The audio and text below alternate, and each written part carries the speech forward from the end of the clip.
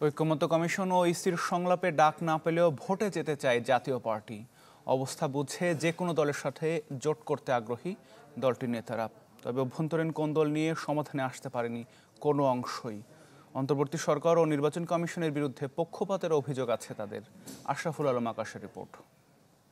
Sunshine আটা ময়দা সুজি, ভালোবাসায় তৈরি। জাতীয় নির্বাচন ঘিরে কম বেশি সব দল সক্রিয় থাকলেও ধোঁয়াশায় জাতীয় পার্টি। ভোট নিয়ে নিজেদের প্রস্তুতি কিংবা জাতীয় পর্যায়ের আলোচনায় একরকম আড়ালে তারা। এই যেমন গেল এক সপ্তাহে নির্বাচন কমিশন ৪৯টি দলের সাথে সংলাপ করল, ডাক পায়নি জাতীয় পার্টি। এছাড়া ঐকমত্য কমিশনের দীর্ঘ সংলাপেও রাখা হয়নি তাদের। গণ অভ্যুত্থান পরবর্তী রাজনৈতিক বাস্তবতায় এমন কোণঠাসা অবস্থানের মাঝে দলটি নাকাল অভ্যন্তরীণ বিভক্তিতে।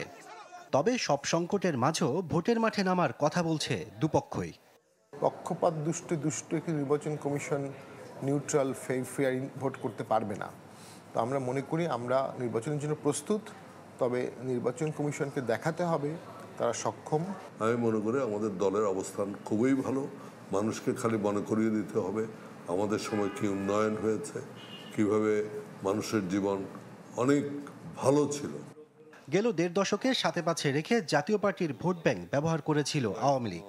কিন্তু এবার কোন কৌশলে হাঁটবে তারা, এমন প্রশ্নে যে কারো সাথে জোট করতে আগ্রহী দলটির দুই অংশই। আমরা রাজনীতি করি, সুতরাং রাজনীতিবিদ অন্যান্য দলের রাজনীতিবিদদের সাথে আমাদের যোগাযোগ তো আছেই।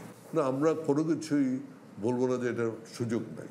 আমার কথা হচ্ছে যে ডিপেন্ড করে, কারণ রাজনীতি আপনারা দেখছেন ৫ই আগস্টের পর থেকে কীভাবে বদলিয়েছে। আমরা এখন এই মুহূর্তে ওপেন ফর এভরিবডি।